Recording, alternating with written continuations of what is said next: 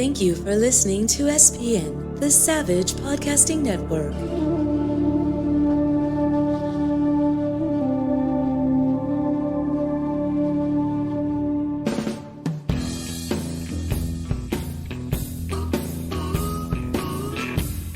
You're listening to The Stephen Savage Show on the Savage Podcasting Network. And now here's your host, film and television director, Stephen Savage. Thank you, Andrea, and welcome everyone to another episode of The Stephen Savage Show, the official podcast of the Idyllwild International Festival of Cinema, named the fastest-growing film festival in California by The Hollywood Reporter, and the Scotland International Festival of Cinema, which finished up its very successful inaugural year this past April in Peebles, Scotland. It was a lot of fun, and my team and I look forward to being back in Scotland every spring now that it's off the ground and going strong. We're podcasting today, as usual, from Lunatopia Studios at Chateau Esteban in the beautiful village of Idyllwild, California. Just a 2-hour drive from Los Angeles, but a world away at just under 6,000 feet, high above Mount San Jacinto and overlooking the Great Coachella Valley. So we have a very special episode lined up today, and it's something I wanted to do for a while now, but I wanted to wait until I could get both of my guests on at the same time to talk about something very close to my heart, and that's the journeys and experiences of Latino filmmakers working in both mainstream film and television, but also very active in the independent film world. And these two gentlemen fit that description very well. If you look at me, my friends, and everyone else, you see a very Celtic, European-looking white guy, but the fact is my mom's people were a mix of not only European blood, but Castilian, Spanish, and Northern Mexican. And though I'm proud of my father's Welsh-Irish roots, I'm equally proud of my Latino and Native heritage as well. And as a filmmaker and screenwriter, I personally find that having both that Celtic and that Native blood makes me a pretty good storyteller, as both of these diverse cultures are known as storytelling and oral tradition people, which lends itself perfectly to filmmaking. So let me welcome in these two friends of mine who are not only amazing actors, and I should know as I've directed them both in a more than one film project, but they're both seasoned directors and storytellers as well, and move between the Hollywood world and the independent film world with ease. So first, let me welcome in for the second trip, his second trip to the podcast, a man you'll know from his work in the Tyler Perry series, The Haves and Have-Nots, as well as his many film roles, including that of Vasquez in the Hangover Part 3, and his latest pretty cool venture as Virilio Gonzalez in Gaslit, in which he stars with Julia Roberts and Sean Penn.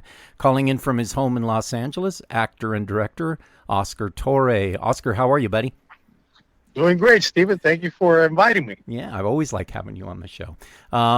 You were on once with your wife as well, so this is actually kind of your third trip, maybe, I think. But that's true. We're veterans. Yeah, that's right. I first met you when you came to an audition that my producers and I held in West Hollywood in this very cool home of one of the casting directors. I believe it was for my film Legacy, which ironically, Legacy. That's right. Ironically, today's the 12th anniversary of that film's worldwide distribution through Osiris Entertainment. So that's kind of ironic. Oscar, do you remember? You remember that audition pretty well. I believe it was like 2009.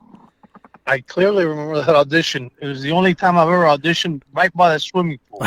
That's right. It was, the auditions were held right next to a swimming pool. That was a pretty cool day, and I got to meet Oscar, and we became buddies, and worked on that film, and then it's just been going on ever since. Also calling in from his home in the greater Los Angeles area, a man whom you'd recognize from, among other things, his work on the BET Network original series Family Business, and something that excited me, his recent turn on one of my all-time favorite television shows, Better Call Saul, which I just loved seeing him on that show. My friend, Manny Martinez Hernandez. Manny, welcome to the podcast, brother.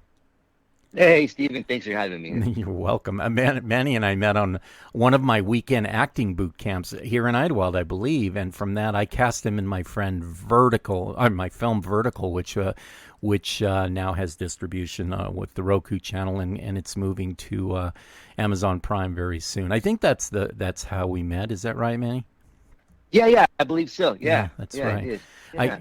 I have to tell my listeners that I've always had a sort of a love-hate relationship with both these guys. And let me qualify that. The love part is that as a director, these guys as actors are a dream to work with. They always bring something special to the table that elevates a production, unlike most others that I've worked with. But just a pleasure to direct. The hate part is, well, you're both married to the most beautiful women on the planet. How the hell did you manage that? Man, Manny, your wife Norma is the sweetest person and such a gorgeous girl, absolutely stunning. And Oscar's married to actress Judy too, from Yellowstone and Nashville and other great shows. And Judy's also a beautiful person inside and out. So you guys, in my mind, you're like lottery winners, I think. Yeah, I think so too. Well, mine is a little blind because she's with me. Oh, okay. So I won't ask you to perjure yourself. I want to start by asking you both. We'll start with Oscar. I know a bit about your history, of course, as we've been friends for so long. But can you give my listeners a brief rundown on where you're from originally and how you started your journey as an actor and ultimately a writer and director? Born and raised in Miami, Florida. My parents immigrated from Cuba when they were teenagers. Mm-hmm. So I started my career in Miami at a time where they were doing a little bit of indie film. Right after Miami Vice, Mm-hmm. in the early 90s, they were doing a little bit of indie films and stuff, and I was blessed enough to be able to work in those. And then I had the opportunity to star in a film called Libertad and another one called Suicide Blonde. And with those two films, I decided to move to LA, Mm-hmm. to take advantage of that.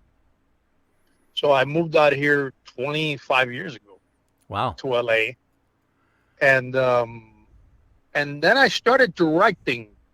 I had done quite a bit of TV work and film.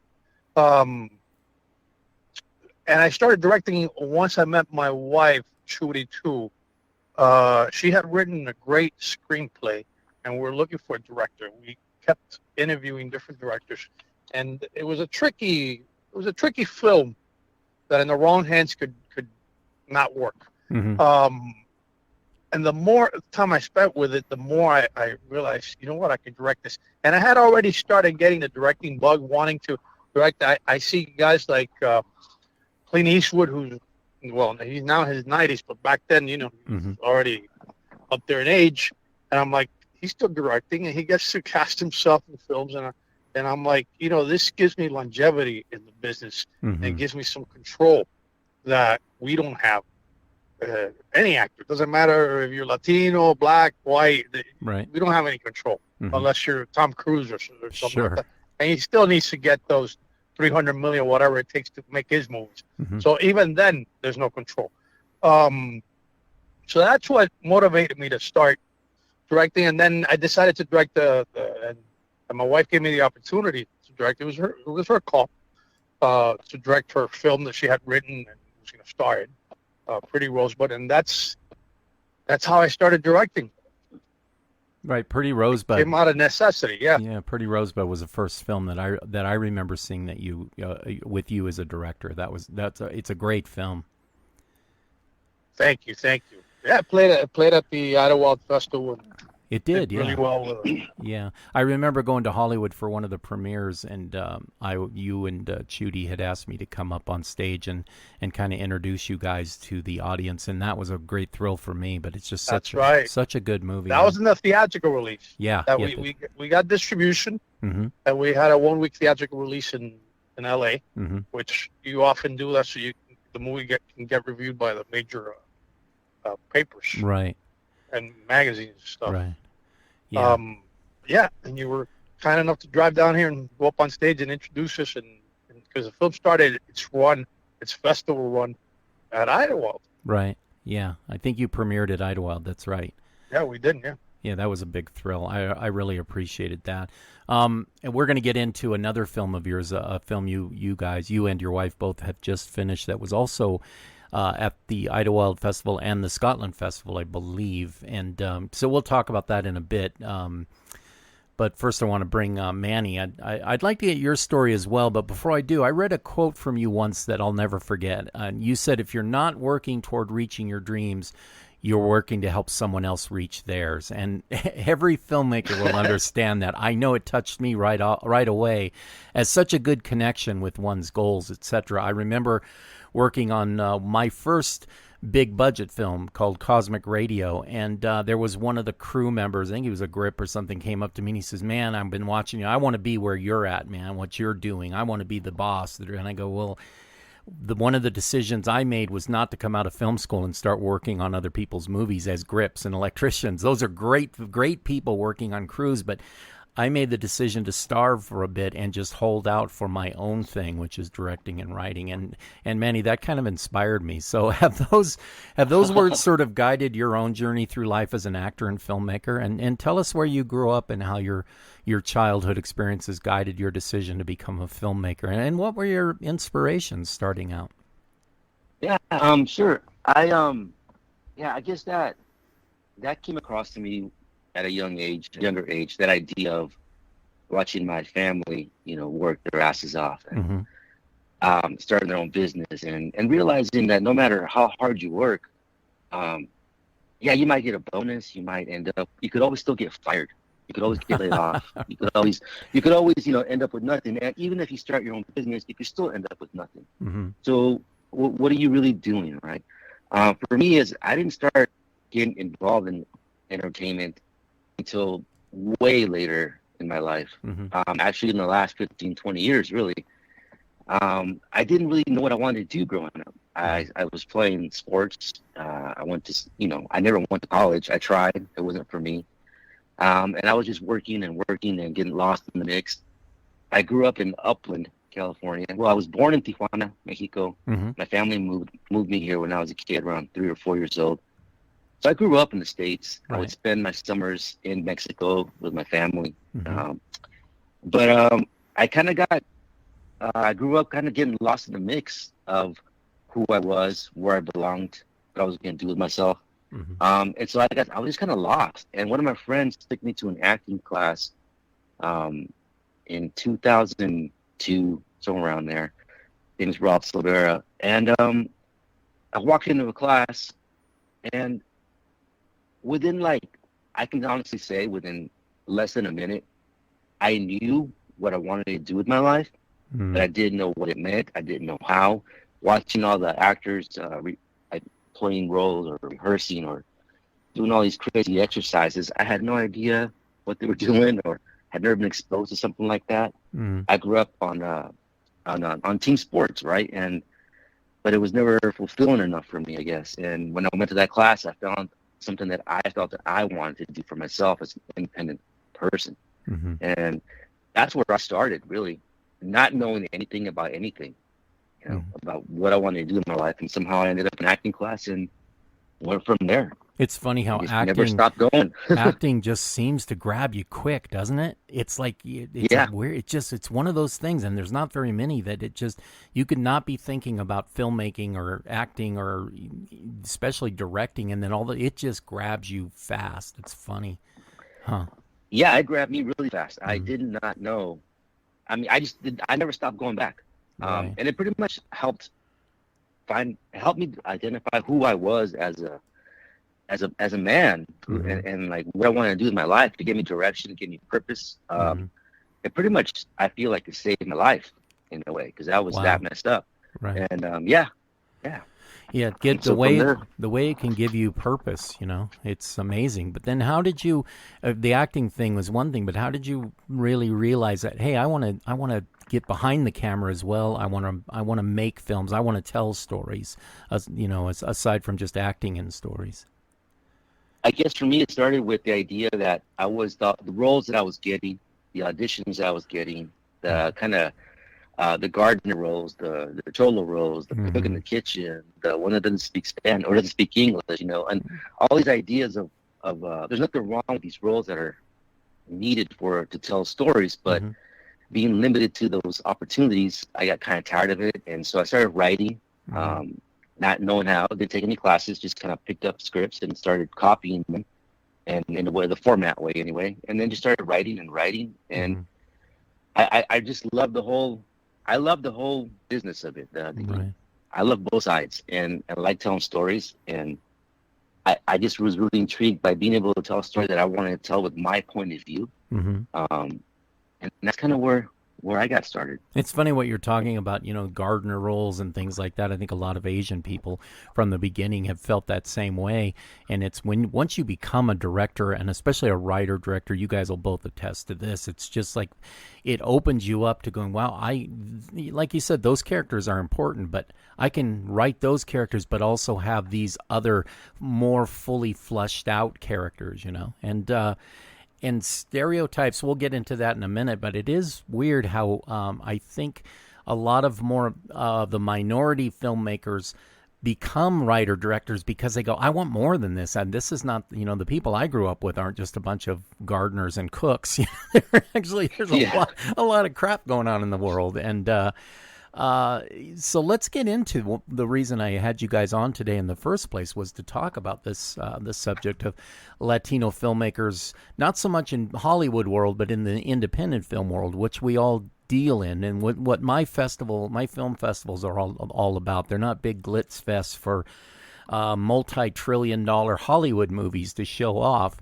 Ours is about giving voice to new filmmakers, and we all know the big names in Hollywood, the Robert Rodriguez's and Alfonso Cuaróns and the Patricia Cardosos, Guillermo del Toro, of course. But as the owner of 2 film festivals, I've been noticing a great uptick in Latino directors and screenwriters in the independent world, and it's really exciting to see. And for a time, I was contemplating an awards category just for Latino filmmakers, but something happened with our Women in Film Awards at the Idyllwild Festival, the Mary Austin Awards. After a time, because when we started off the festival, it was probably only 10% of the filmmakers were women, the directors. And after a time, it just felt a bit condescending to have a Women in Film Awards. And I asked women filmmakers that I know what they thought about all of this, and they all said the same thing.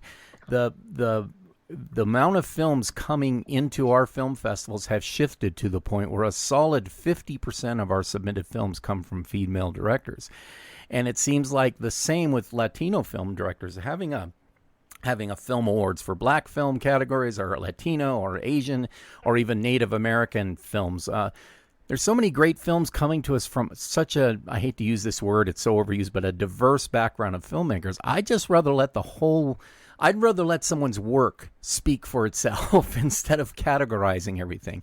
And that's not to say I'm against film festivals that solely screen films from one heritage or of artists or another, because I like going to, I've been to a couple of Latino film fests, and but for my festivals, I just like to celebrate films and filmmakers and leave it at that. And if anything, that has elevated our entire festival integrity in the long run, because just letting people come in, bring their work, and then just letting it stand head to head, it just, to me, is the better way to go with everything. But I don't know, that was kind of a ramble there, but there's still a question of your own experiences while actually getting your projects off the ground and what changes you guys have seen in just, let's say, the past 5 or 6 years.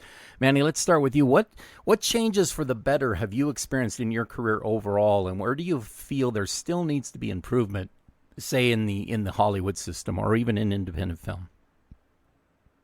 I feel that there's technology has opened the floodgates for everyone. Mm-hmm. It has leveled the playing field and has given opportunity to anyone that really wants to do it can figure out how to get something done. Mm-hmm. Whether it's your phone, whether it's lower price cameras, the quality is there. Mm-hmm. The availability to do what you want to do is there for everyone who really, really wants to do it. Mm-hmm. I think that's the biggest game changer in the industry, especially for independent film. You can bust out a film with limited budgets. Mm-hmm. So that's the number one thing. The second thing I feel has happened is that people are starting to tell stories where myself, I'm with you. I don't like the categories. Yeah. I've never played the reindeer games. I've never been good at that. Mm-hmm. I just want to be known as a filmmaker. I don't want Right. to be in a subcategory. I want to be in the top film that's being shown. Like if you click on Netflix, I want to be on the top line. I don't want to be in a subcategory. Mm-hmm. And I think that's changing. I think people are starting to realize, hey, a film is a film, and it's about the story, about the journey, about the characters that are involved, and the point of view. And that's what it's really about. That's what I want to get to, and that's where I agree with you 100% in that idea. Yeah, it's fun what you're talking about, the technology. The thing is, I can go right now with my brand new iPhone 13 Pro Max and I could shoot a feature film or even a short film if I wanted to. But if I suck, if the story sucks, the editing sucks, the acting, it's still a bad movie no matter what. So that comes back to, yeah, the technology's there, but that doesn't make people filmmakers. What makes people filmmakers is a passion for it, an ability to not just go to film school. A lot of great filmmakers have never gone to film school, but if you're doing it, if you're working your passion in a real life situation and shooting movies, you're eventually going to get to the point where you're pretty damn good.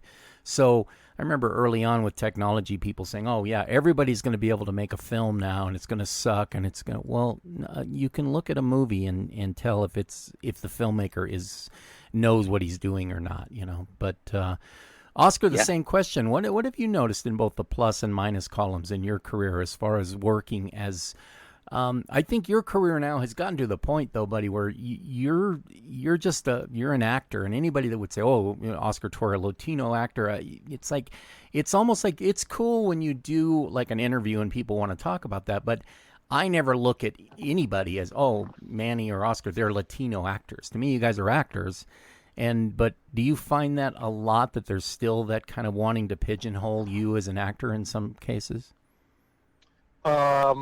Yes, and I've soon at the beginning you got to take every Sure.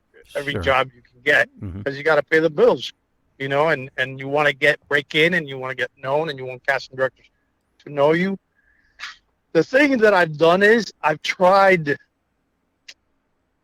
not to repeat myself in roles or try to bring something different to each role, even they might seem similar, and I've turned work down over the years.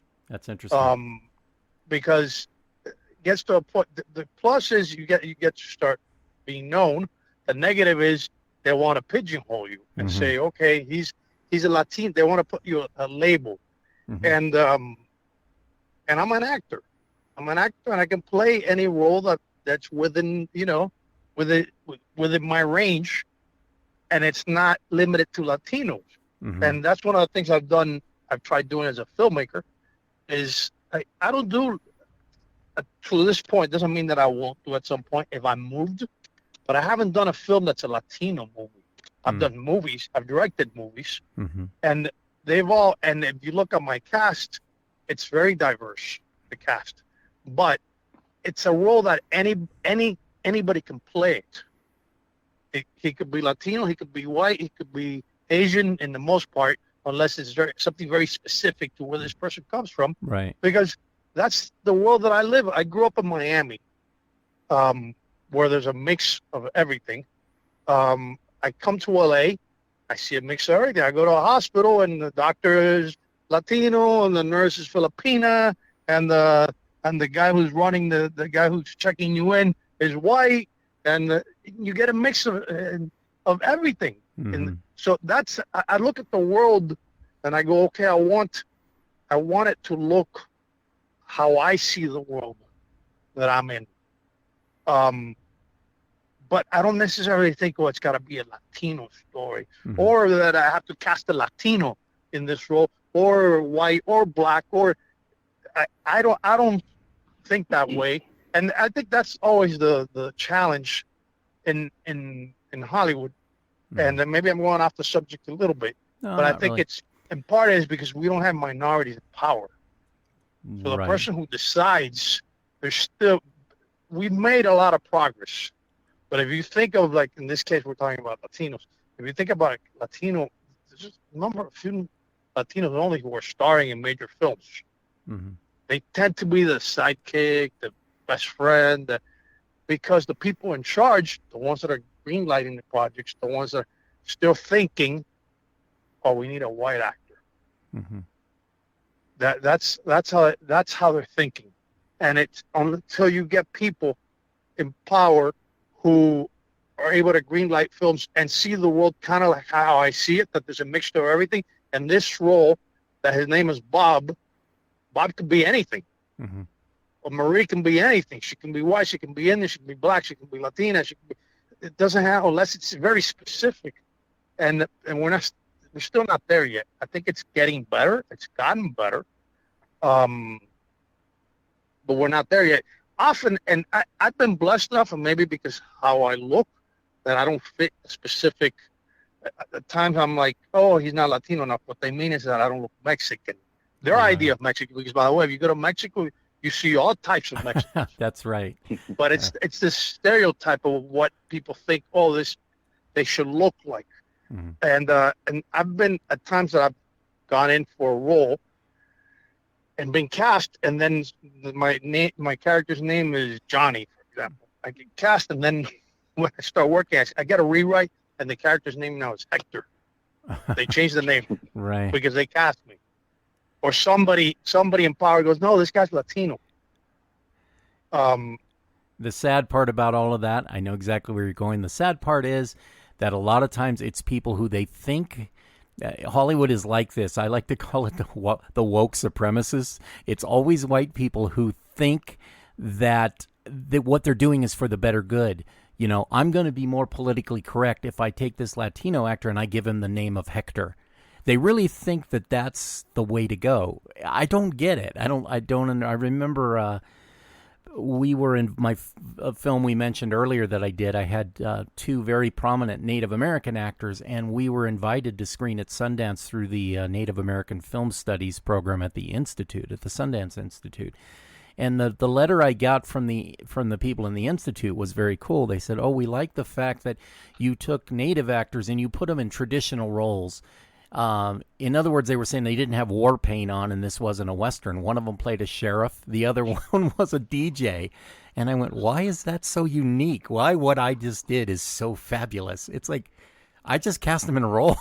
That's all. Yeah. And they were good at. Wes Studi is an Oscar winner now, and I cast him because I loved Wes Studi, not because, this was some kind of I needed natives to play warriors or something stupid. And I'm just always blown away by the fact that people really they think their hearts are in the right place, but what are you talking about? I don't get it. And I had a casting director write me a very offensive letter telling me that she thought, and she probably sent this to a bunch of different directors and producers, but she thought I needed to be more diverse in my casting, and she was going to send me a roster of people she was thinking of pushing for films, and she sent me all black actors and actresses, and I went, well, how is that diverse? First of all, I wrote her back and said, you've never watched any of my films, because my films are full of all kinds of different people, all walks of life. And but second of all, well, if you're so into diversity, how come you've sent me 6 black actors to look at instead of where are the Latino actors? Where are the Asian actors? So I think people think their hearts are in the right place, but they're really it just kind of baffles me. I don't know. But let's talk about, as actors and staying sort of on the stereotype thing. Have you so you're saying, Oscar, you think there's still a perpetuation in the biz toward a lot of stereotypes, and we look back at some of the old films and cartoons that were less than flattering, but even today, do you feel some of those old and tired perceptions in characters, do they come from the screenwriters originally, or do you really feel that producers, like you just said, Oscar, they change something just because they cast you? Is that pretty much what you're seeing a lot of still? Well, I think it's a combination. It's hard to pinpoint and say, where it's coming from, because often I don't know who made the decision. But I see the lead roles, and I'm like, I read a script, and I'm like, I can play that role. Mm-hmm. Why am I not auditioning for that role? Or people who, let's say not me, people who look like me, people who are Latinos, why can't they audition for that role? But no, I see who they cast, and I see who was up for it, and I see who came close to getting it, and they all look the same. Mm-hmm. And I'm like, okay, they can't see past what they know. And in part is because I don't think it's coming from, I don't think it's racism per se. Like, oh, they're racist. Mm-hmm. I tend not to think that way, honestly. Mm-hmm. I think most people are not racist. I think it comes from, this is the world I know. I grew up around people that look like me. I went to places that people look like me. I went to school with people that look like me. So I write for people who look like me, which is great. But then they can't see past people that look like me. Right. Man. And I think that's the issue. And sometimes it comes, maybe it's not the screenwriter, maybe it comes from the producer, the person who's putting the money, and it's still that mentality of like, we can't put a lead who's Latino, who's black, or who's Native American, because I don't think Iowa's going to buy this. So I don't think thinking that way. And the truth is, Hollywood is a machine that makes stars. Mm-hmm. If you put somebody in a lead role and you give them a good role, not a crappy, badly written role, because that movie's going to fail regardless of who you put as a lead. Because you have Russell Crowe movies that are going straight to cable or whatever, mm-hmm. and he's a fantastic actor. But that project was not well written. Therefore, not even Russell Crowe could save that project, or Christian Bale, or Sure. So it's, if you give an actor, a good actor, regardless of how he looks like, if you give him a good role, Mm-hmm. well-written role, and you're open-minded, you're gonna see new people coming up who you're gonna go, oh, this guy's fantastic, because I know actors who are fantastic and are not really getting the opportunities they can get, or actors who are now older. Mm-hmm. And I'm like, I know so-and-so, I know him as an actor. This guy was great. This guy could have been a star. But he never got that shot. He never got to audition for those roles. Yeah. It almost seems that if you take Antonio Banderas, who, or any actor like that who's has a European Spanish feel to him, it seems like Hollywood's more open to casting them in something different. But let's talk about people who are what we call Mexicans nowadays, or what we've always called Mexicans, are really a sort of an amazing mixture of two very killer cultures, two amazing cultures. But it doesn't seem like casting in, like you said, Netflix it so much doesn't think about, let's put a guy who looks more like a traditional, somebody who we would think of as a Mexican in a lead role. If we're going to put a Latino, let's pick somebody from Spain. And it's great. Some of those actors I just love, but it does seem that there's kind of, even now, there's just this sort of inability to look past, if not, I don't know if it's a cultural thing or not. I'm not sure where I'm going with this, other than I noticed something very strange, that they'll cast a Latino character with somebody who's has more of a European vibe to him, much easier than they will. And by the way, a white guy from Texas mm-hmm. knows more about the Latino culture than the guy from Spain. That's right. Absolutely. Well, what's it? It's slipping my mind now. Who was the actor? One of the Javier Bardem? Yeah, Javier Bardem.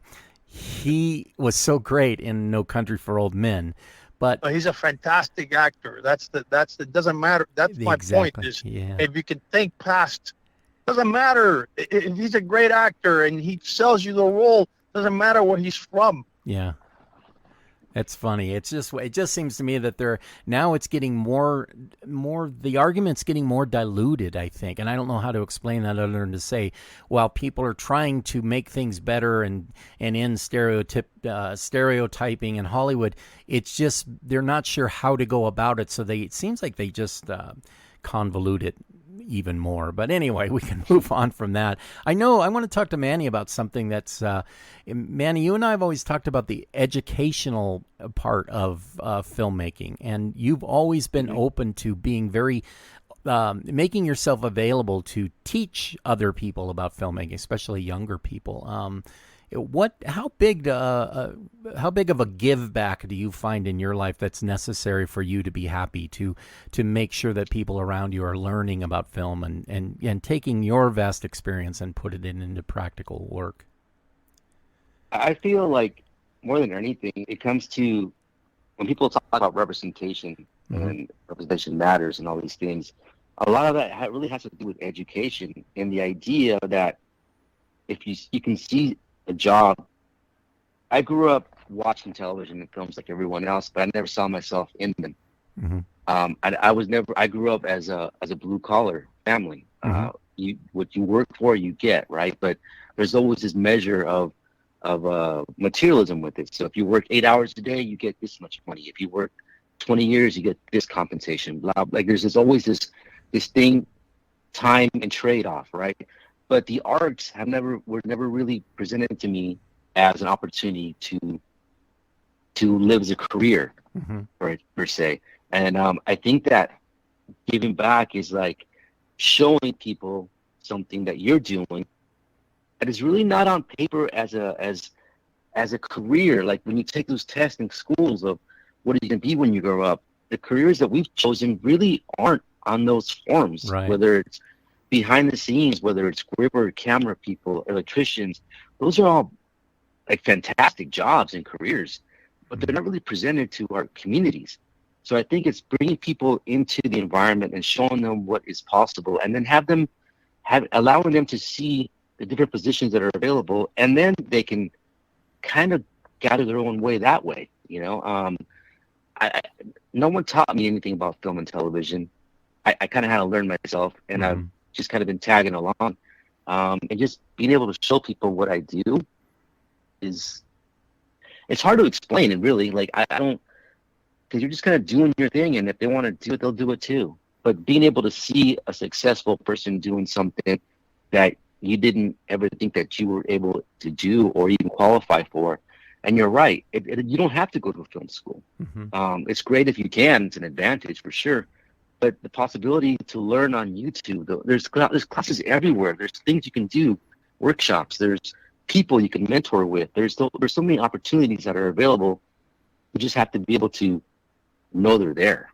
Yeah, it's funny because you guys are probably the same as me. I never realized it, but even as a kid, I was studying film. I would get up in the middle of the night on a school night, set my alarm to get up and watch a Sergio Leone movie, because back before there was, Netflix and everything. And not everything was available to you on tape or anything. You had to, if a movie was playing at a certain, like Shane, my favorite Western, would be on at 2 a.m., I'd get up and watch it. And I didn't realize I was studying film, but nowhere in my junior high or high school curriculum was film ever mentioned. It just wasn't there. It's getting better now, but I think Manny's right, especially in certain communities. Nobody even knows that's an option. Nobody even tells you, hey, what about filmmaking? It may be better now. I don't know what happens in high schools now, but I know back in my day, nobody even mentioned that. And I think, Manny, I've just watched you, and it's not that you sit down and, okay, kids, we're making a film today and I'm going to teach you how to do it. It's more that you give of your time. You don't mind somebody asking you questions while you're working. And I think that's sort of, I've noticed, is your give back. You're patient with people, and I think that's a pretty cool thing. So congrats on that. Oh, thank you. Thank you. I promised both you guys I wouldn't keep you forever. I'm so sorry. But I know you're both busy, but if you could tell us what projects you're working on now that you can talk about, or what film or TV roles are coming down the road. And Oscar, if you'd tell us about the film we briefly touched on earlier, your latest film that you did with your wife, Judy, too. Just a Man and a Woman. Just a Man and a Woman is it's a film that was inspired in a way. I used to be a therapist. Mm-hmm. That's what I went to school for, which, by the way, was the best acting school I ever went to, because it was real life. Mm-hmm. You see people, you don't see black and white. You see the gray areas, right. And that's always been the stories that I've been interested in, maybe because of the influence of working at a mental hospital. Mm. But it came from two stories that I heard there. So I wrote this story about a man and a woman who meet once a week in a hotel room, and it's an affair of some kind. But then there's a couple twists in the story, without giving anything away. And it was inspired by stories I had heard. And that right now it's playing at a film festival in London. Mm-hmm. And then it's going to play at the next at the Sholo Film Festival. But at this point, it's played over 20-something film festivals all around the world. Right. And it was a film that I shot with an iPhone. Looks I shot great. It with the iPhone It 10. looks so good, man. Nobody knows that I shot it with an iPhone unless you're a DP. I've shown it to a couple of friends who are really established directors, and they had no idea what I shot it with. Yeah. Because they're looking at the story. Like you said initially, the key is a story. And talking about kids, and what I tell young people all the time, you're living at the best time right now, because with the technology, everybody has a phone. Mm-hmm. You can work on your craft. When I was coming up, you needed a camera, and you didn't want to shoot video because it looked horrible. So it had to be film, and film was super expensive. Right. And everything about film was expensive. So it was much more difficult. But now, with a phone, you can tell stories. As an actor, I tell actors all the time, you can put yourself on tape, do a little scene, write a monologue, write about something you know. It doesn't have to be good. Mm-hmm. But just write it, put it on tape, put it on YouTube, put it on Vimeo, you put it on social media, and you never know. You might get seen by the right people. That's right. If your work is good. Yeah. So you have more control than what we had coming up. We had and nothing. We had nothing. We had nothing. So that's as a filmmaker, that's what I did. And I have a film that just came out this past weekend called 7th and Union.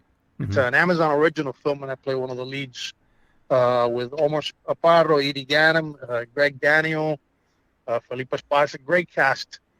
And again, that's a diverse cast. Right. You look at people in the cast, a diverse cast. Tony Nardolillo directed it, up-and-coming director who's fantastic. And that's out right now. So, yeah, trying to stay busy. Editing a feature that I directed, I wrote. Congrats also, real quick, before I forget, on the film Gaslit that you did with Julia Roberts and Sean Penn. The TV series on Stars. The series. On Stars right now. Yeah. It's awesome. So, yeah, everything you're doing, it's just what I like about both you guys is you both just keep doing it. I think that's what you said. It's just a young filmmaker. Go out and just shoot anything and get it out there. So, and Manny, you've got some stuff brewing right now. I know. Yeah, I actually have a couple of features that we've pitched around, and we're trying to get a couple of casts to sign on. And once we get those on, then funding comes through. Like it's that chain reaction. You kind of sit and wait, and right. Once someone says yes, and you can go to the next stage. But yeah, that's what both of those. One of them I co-wrote with my partners, Marco Parra, and the other one I wrote by myself. One's a comedy, a holiday comedy, and one's like a little bit more of a thriller. Are you directing either of these? Yeah, acting and directing them both. Yeah, fantastic. that's the goal for me. And for me, I'm the kind of person that I'm a director that directs the stuff that I do. I'm not really looking at taking on other people's work and then directing it. Right. I kind of like to focus on my own thing. And then I also have a comic book that I've developed, and I'm trying to it's already written. It's being drawn right now. So I got some projects working and just waiting for some funding, like everybody else. Like everybody else. And congrats again, bud, on your turn on Better Call Saul. I love that show that was great so too. much. Yeah, I was thrilled to see you on that show. You were saying you were perfect for that. Yeah, it was really, really fun. Yeah, and being directed by hanging out with Vince for 14 hours. Yeah, that's a big thing. Yeah. And Michael Mondo, awesome. The guy he's one of my favorite actors right now, and to see you in scenes with him that was great. I loved that. So yeah, it was really fun. It was great. Yeah, I got a couple more coming out that I really can't say anything until they come out. But that's sometime towards the end of the year. And just like Oscar said, just auditioning and just, keep my head down and just shoot forward and trying to work. Awesome. Well, as I said earlier, I've worked with both you guys on a couple projects, and I'm really looking forward to, in the future, being able to work with you guys. So I'm glad I'm one of the guys still left who can get you guys to walk away from your projects for a minute and give me a little bit of time. I really appreciate you both.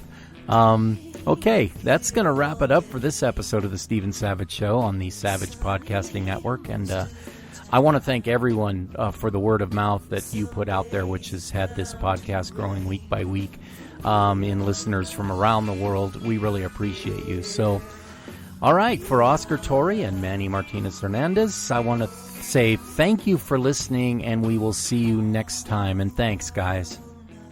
Thank you, Savage. Thanks for having us, Stephen. Thank Talk to you soon. All right, bye-bye. Bye.